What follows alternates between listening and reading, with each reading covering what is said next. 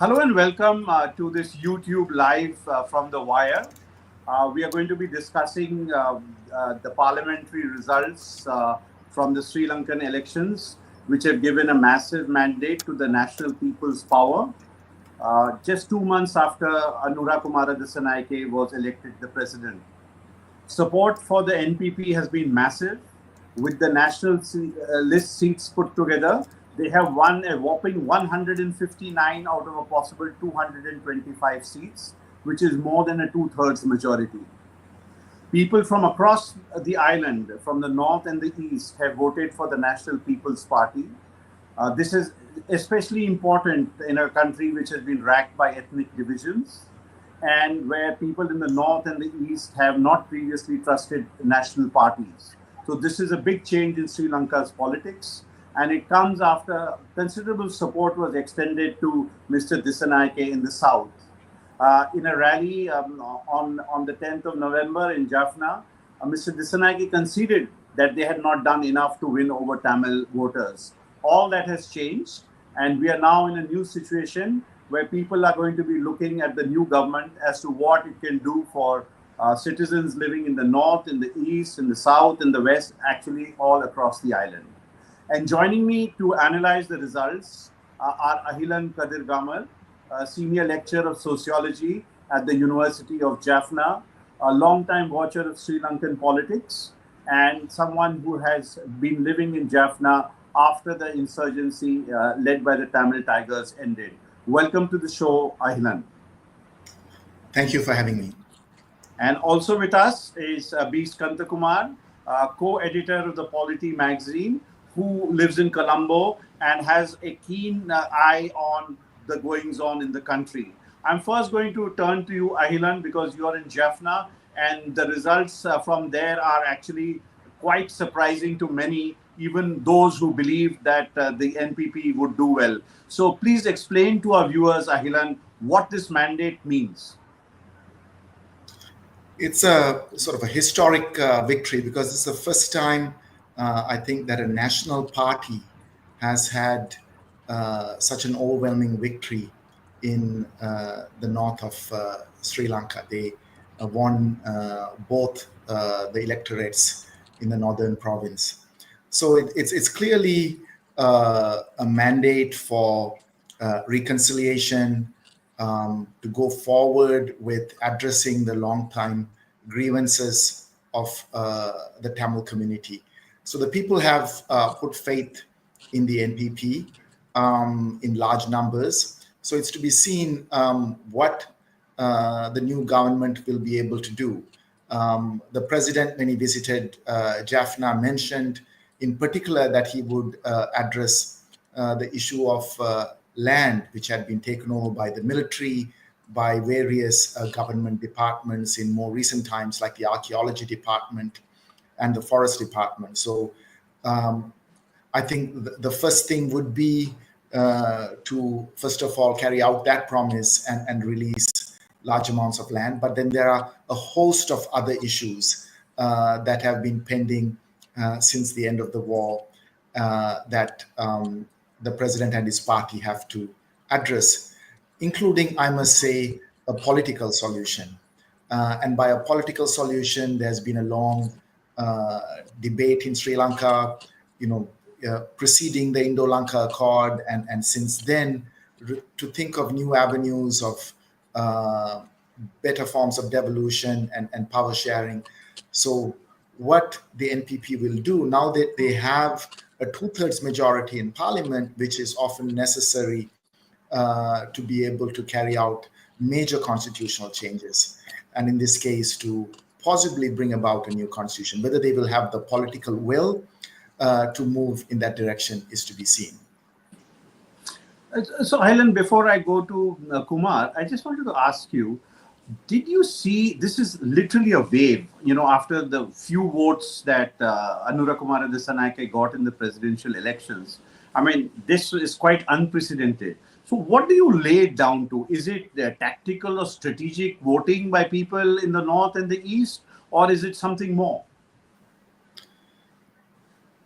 For 15 years since the end of the war, Tamil nationalist politics has, for the most part, dominated the North.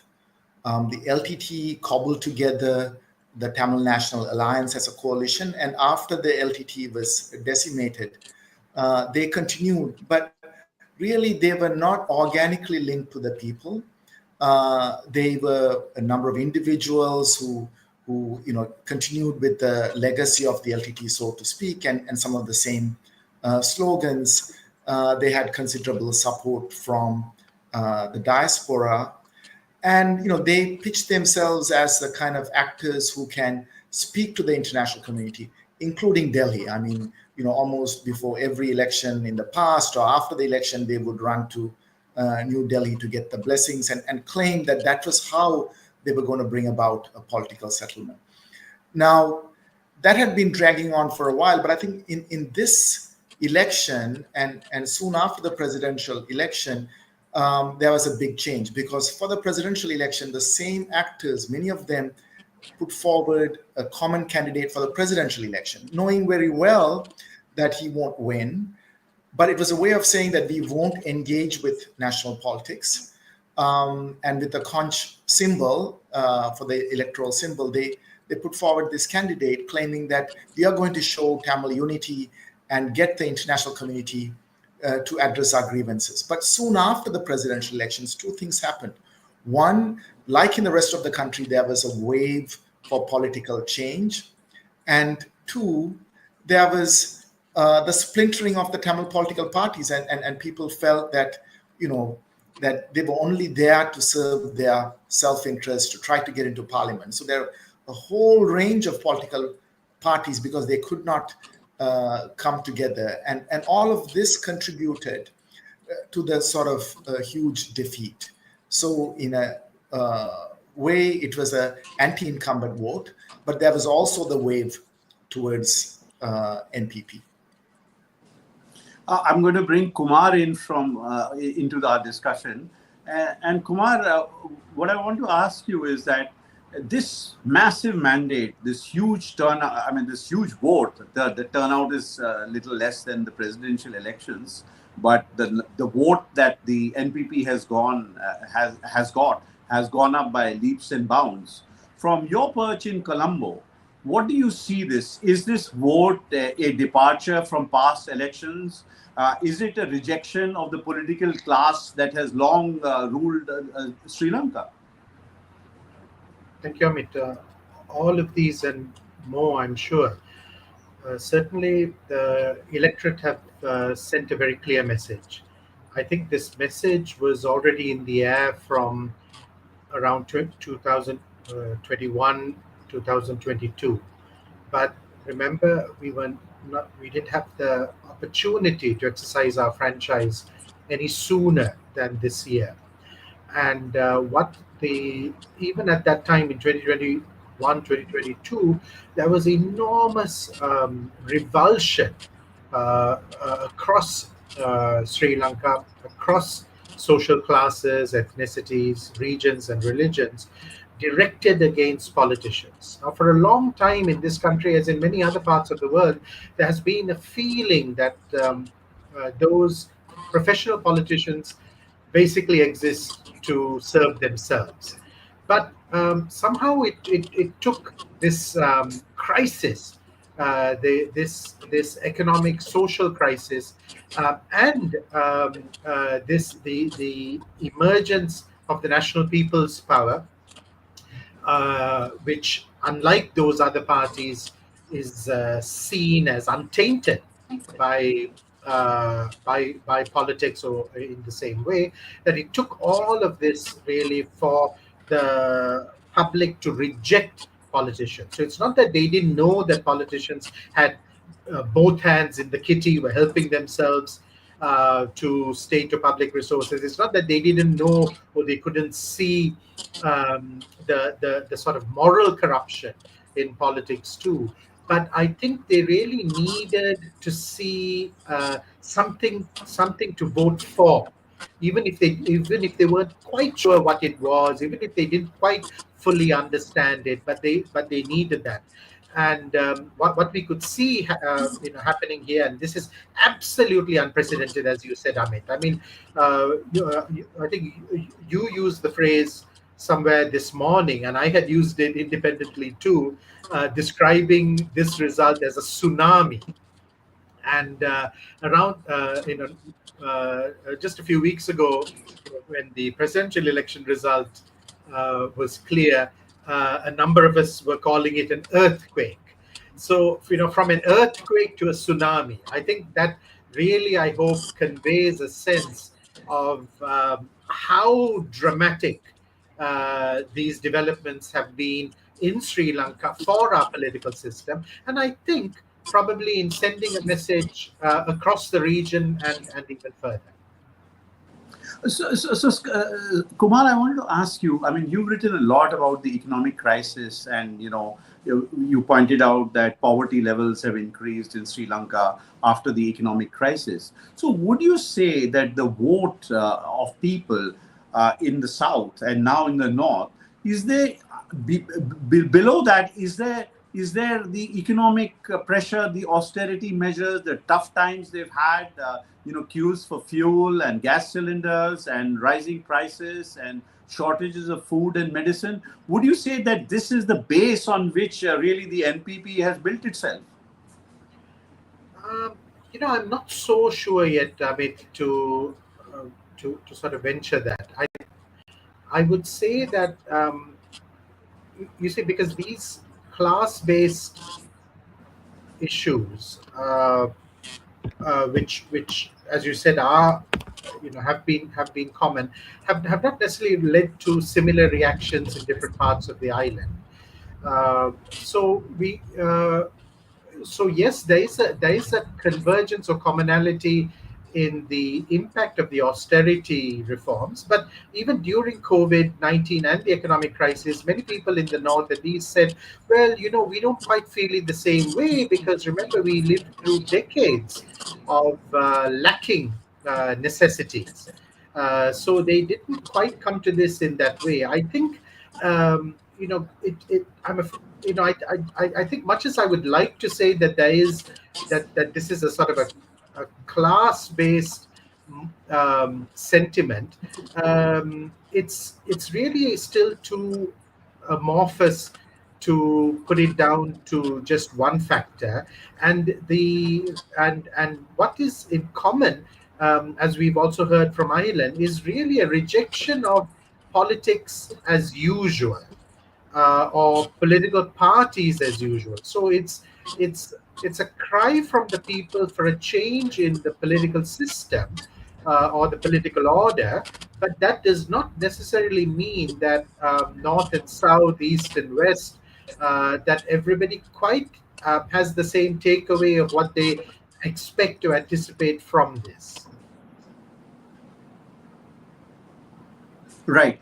I'm going to, Ahilan, if I might ask you, what is your, sense, looking at it from Jaffna?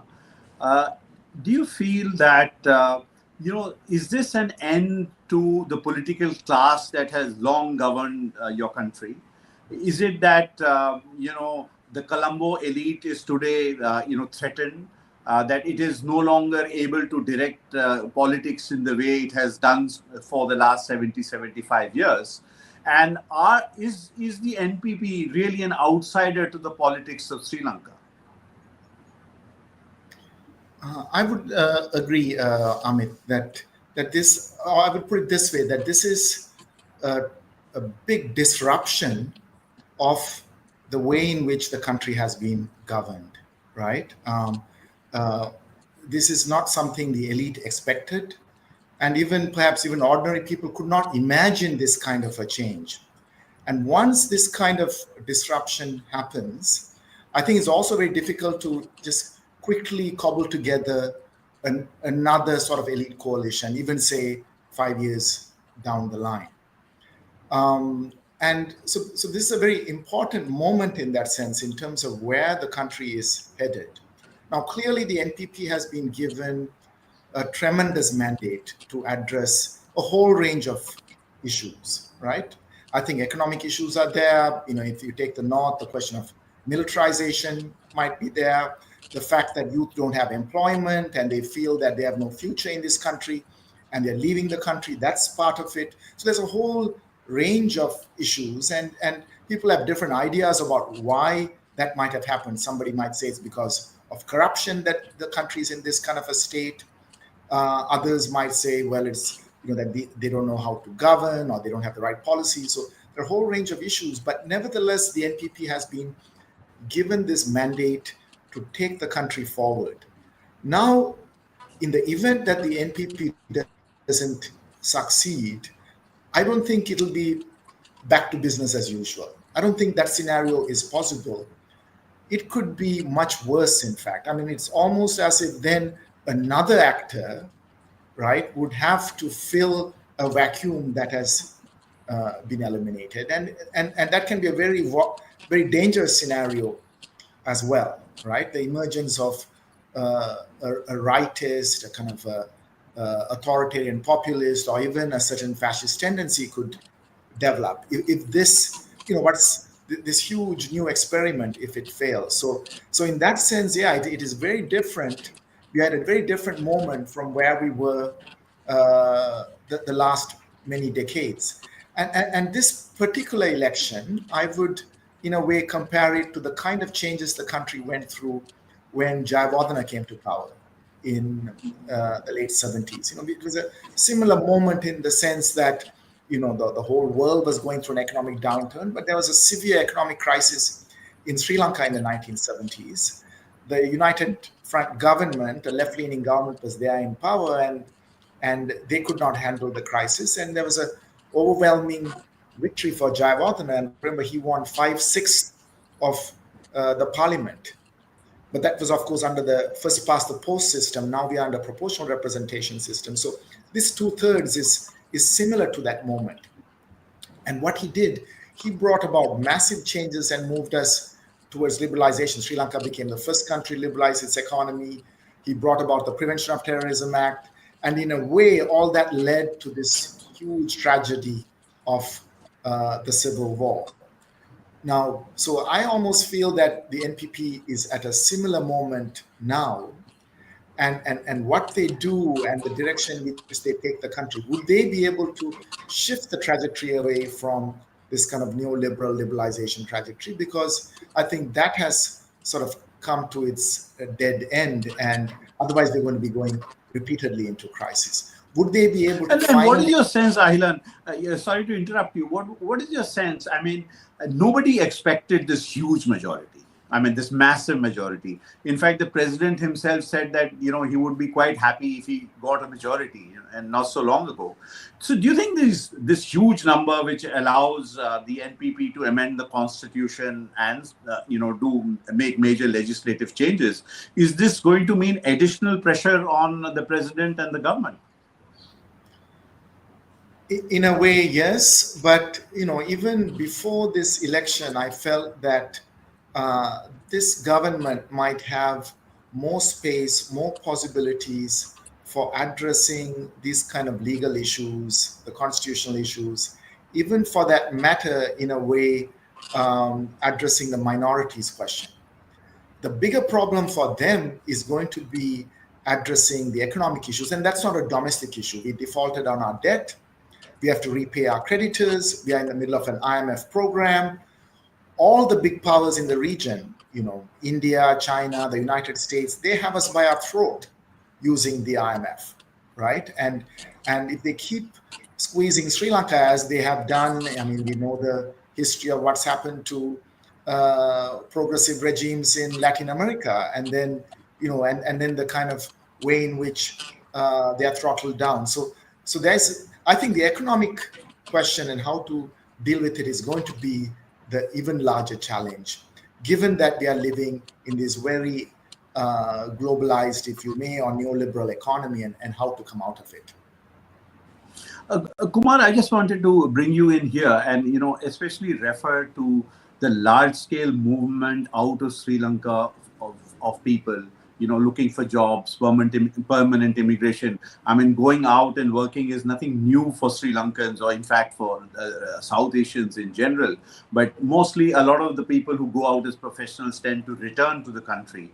Do you see this in a sense as because we've seen also the queues in Colombo for passports, showing that the desire to leave or distress immigration is something really top of the mind for so many people.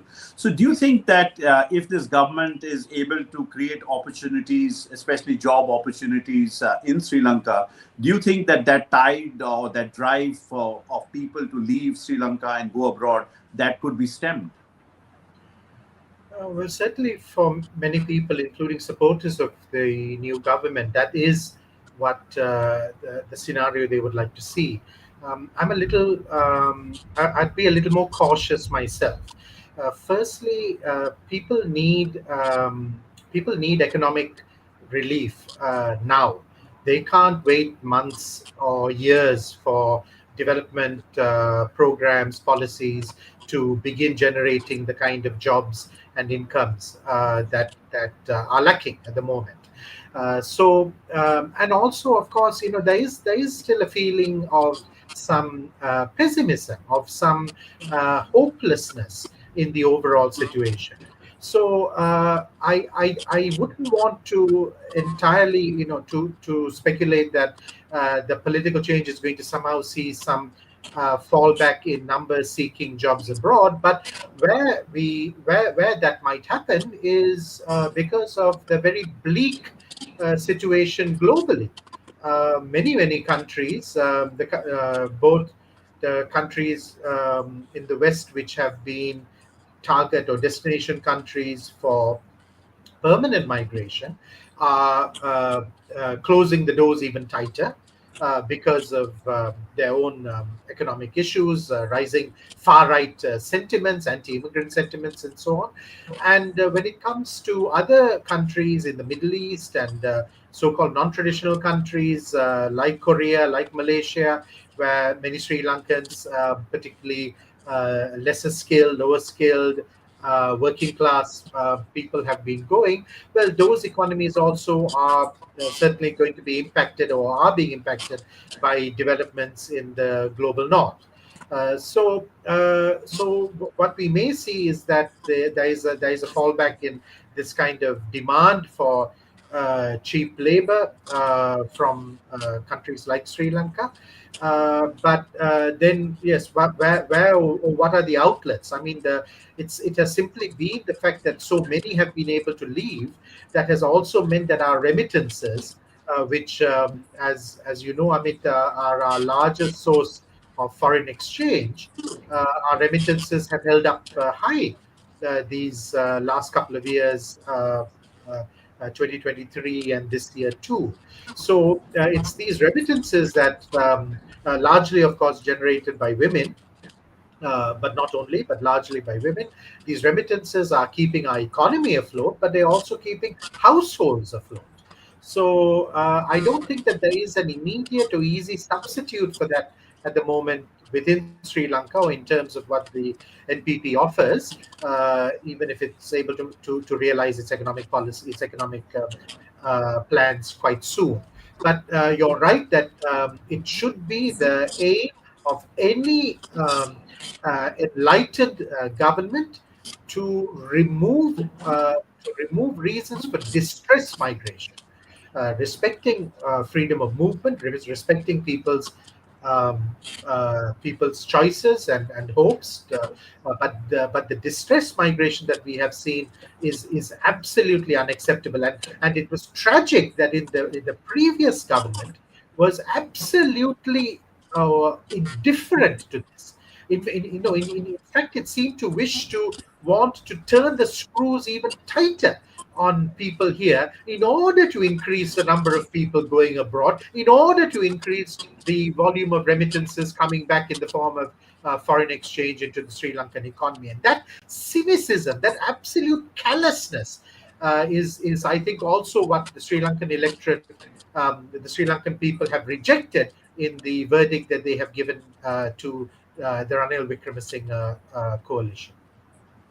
Ahilan, one of the issues you referred to is the fact that Sri Lanka finds itself in the middle of this debt crisis and will eventually have to repay its debt.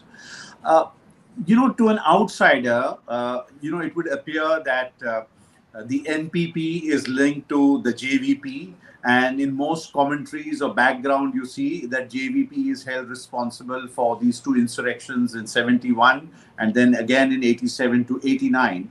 So, could you tell our viewers a little bit of what is the economic approach that the NPP is likely to adopt, and what implications will this have for Sri Lanka as far as dealing with countries like India, China, the United States, and the rest of the West is concerned? Yeah, the NPP, so far has not been too explicit about their economic program. They were focused on coming to power.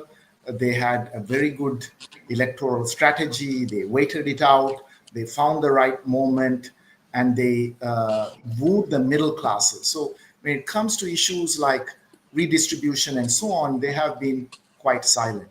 Now, when it comes to the broader economy itself, while before the presidential election, they said that they would consider renegotiating the IMF program, coming up with a new debt sustainability analysis, which is the basis on which they would negotiate with the creditors.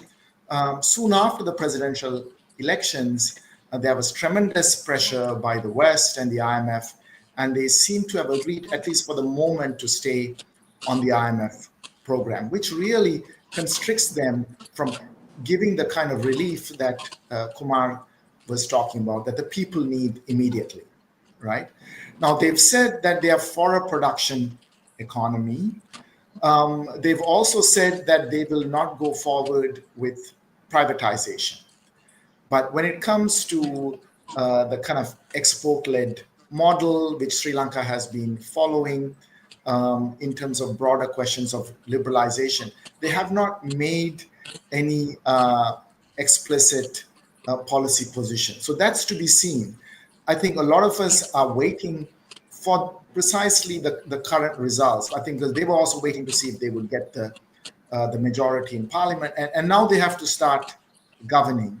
So all those challenges are going to be there because there's going to be trade-offs. There's going to be trade-offs between repaying the creditors and providing relief to the people, for example, and how far they would be willing to challenge the very powerful external actors, whether it's India, China, and the US, because Sri Lanka is in a very weak bargaining position, having defaulted on its debt. The next external shock could possibly again aggravate the crisis. So how they're going to handle that is the million-dollar question, so to speak. And what do you think will be the approach to capital coming into Sri Lanka to invest? Would they be open to this idea? Because there are worries amongst the business communities who perhaps who perhaps look at the word Marxist. It means a lot in today's world. I mean, a lot of countries and a lot of parties claim to be Marxist, but their policies are very friendly towards business and open to economic changes. So do you feel that the JVP or the NPP itself would be similar in nature? Yeah, I mean, I would characterize them now as a kind of a center-left party, and they've been very open about it, that they welcome foreign investment, that their policies will be towards getting foreign investment. Now, the real issue is the kind of foreign investment that comes into Sri Lanka, right? What we've seen over the last many years, I mean, FDI has been less than $1 billion US, and even within that $1 billion US, about 70% is speculative investment in real estate. It's not the kind of FDI that we used to know of that leads to production and employment and so on. It's speculative investment. And now, with the economic crisis, what are we seeing? We are seeing a strategic grab for assets, strategic assets in Sri Lanka. So whether it is ports, whether it's electricity generation plants, actors like Adani are moving into Sri Lanka. the Sinopec, the Chinese petroleum corporation, is trying to build large refineries. So the kind of investments that are coming into Sri Lanka at the moment, there are big questions as to whether they are actually desirable given the long-term interests of Sri Lanka, or whether it would actually take Sri Lanka away from a history where, despite being a low-income country for a long time, we were able to have much higher human development indicators. We had 99% of our people have electricity. For a South Asian country, you can see how different it is. But in the last 2 years, with the economic crisis, with the IMF program, 1.3 million households have been disconnected from the electricity grid. That's about 20% of our households. So those are the realities. And if these profit-making firms come and start to generate electricity, if they are the ones who are going to supply fuel, would that be available to our working people 5 years from now? Is the big question before us. Kumar, before we just go to wind up our discussion for today, I wanted to ask you, now that this, massive majority is in place, there is talk, of course, of abolishing the executive presidency, whether it happens now or later. This is something which the NPP had committed to. There's also talk of, writing new legislation or a new constitution. So the question that comes to my mind is that of the minorities, especially the Tamil people who have voted for the NPP, in a sense, after a 26-year-long insurgency and a decades-old desire for, greater rights for the Tamil people in Sri Lanka, the 13th Amendment, in a sense, is what was written into the Constitution, which forms part of the Constitution following the Indo-Sri Lanka Accord. Do you feel that any changes to the statute, how might it impact the 13th Amendment? You think this is something to be concerned about, or this is something which the NPP leadership understands and the significance and of this and the concerns of the Tamil people relating to such changes? Well, Amit, I think the MPP is quite clear as to how important the 13th Amendment is to the state of India. That is made very clear to them, I think, by successive Indian governments and foreign secretaries. I'm not so sure that there is that same attachment to the 13th Amendment within both the Tamil as well as Sinhala polities. Certainly, certain sections see the value of the devolution, the limited devolution that the 13th Amendment offered. And certainly many politicians welcome the ability to be able to have a large number of seats to contest for in order to also secure certain political positions. Of course, there is some devolution when it comes to financial resources, which does make a difference when it comes to certain things like schools or hospitals, which are part of the provincial council scheme, not centrally funded. But Amit, here I must remind you that, as you well know, when it came to its second insurrection, the JVP in the late 80s took up arms, against the 13th Amendment, against the Indo-Lanka Accord, which was the origin of what became the 13th Amendment to the Constitution. And ever since, the JVP, although it now contests and has been represented in provincial councils, it has been quite cautious not to make the 13th Amendment to sort of associate or identify itself too closely with it. Likewise, the Tamil polity, Amit, you will know that when it came to the splits within Tamil militant nationalism, you had one section which laid down arms and took part in that process, and you had another section, the LTT, which did not. And it was the LTT perspective on the provincial councils which, I would say, to a significant extent, continues to inform and influence the views of Tamil political parties, as well as the Tamil polity in general, including citizens in the north and east, when it comes to their attitude towards it. They see it as being inadequate, as being not enough.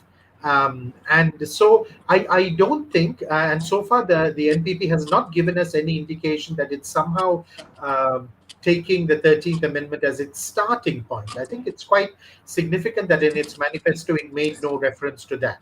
Instead, it's looking at a kind of looking at these issues or thinking about these issues afresh.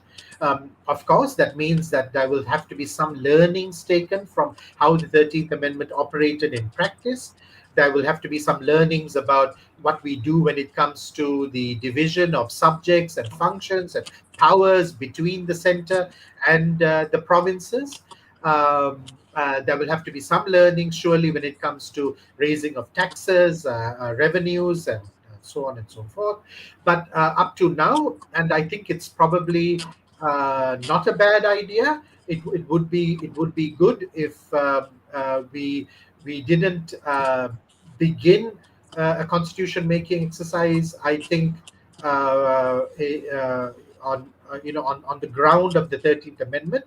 Instead, we already have quite fairly elaborated draft that was developed during the early years of the so-called good governance regime, 2015, 2016, 2017, in that period.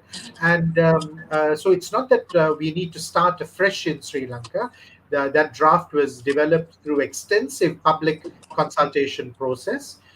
So we have a working draft, and I think what we need and what we lacked in that period, and even in earlier periods, is a government that goes and bats for power sharing. Not takes a hands-off approach or a neutral approach, but actually goes and campaigns and canvasses for it and explains to people in every part of the country, not just in the north and east, but also in the south, in the highlands, in the east and in the west, how by bringing power nearer people, they have more control over their lives, they have more control, their representatives are more accountable to them, and that therefore this is good for democracy.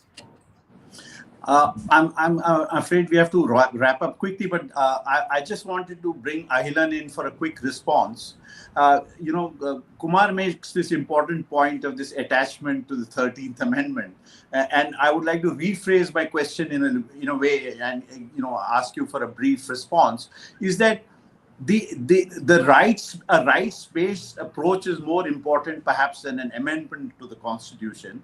And if you think there is trust between the ethnic communities and those stakeholders who are involved in governing Sri Lanka, you think there could be more opportunities for the Tamil people or the Muslims to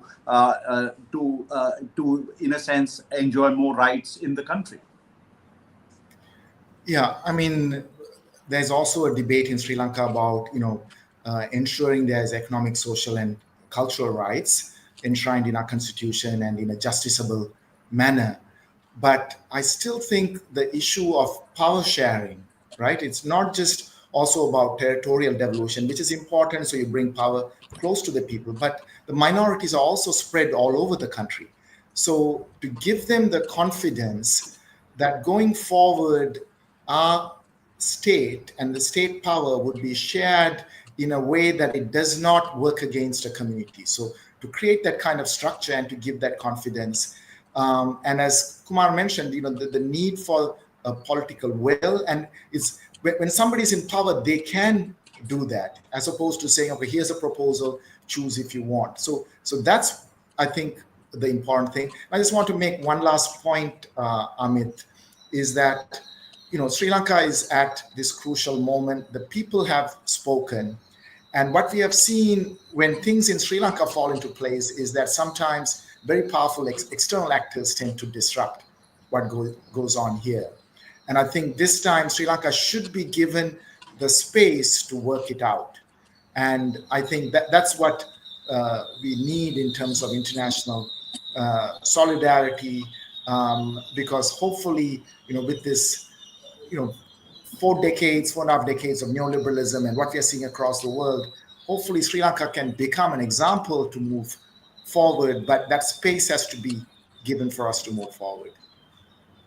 Well, I think as an outsider, the only thing I'd like to add is I think this is a great movement of hope for Sri Lanka and Sri Lankans. It's a great opportunity. People want change. They want a better life. I think the mandate is very clear. The people have spoken, and all eyes will be on your government as to how they deliver on many of their promises, whether they are able to maintain that momentum of hope that has been generated. Because at the end of the day, in a democracy, this is the only route available, and one can only hope that a process of consultation with the people will continue, and all the crises that you face, both economically, politically, and socially, are resolved, in accordance with the wishes of all Sri Lankans, cutting across ethnic and religious barriers. Thank you so much, Ahilan, for joining me, and thank you so much, Kumar, for sparing your time for this analysis of what's happening, what happened during the elections, and what's likely to happen in the coming weeks and months. Thank you. And this is Amit Baruah signing off from Colombo. Thank you.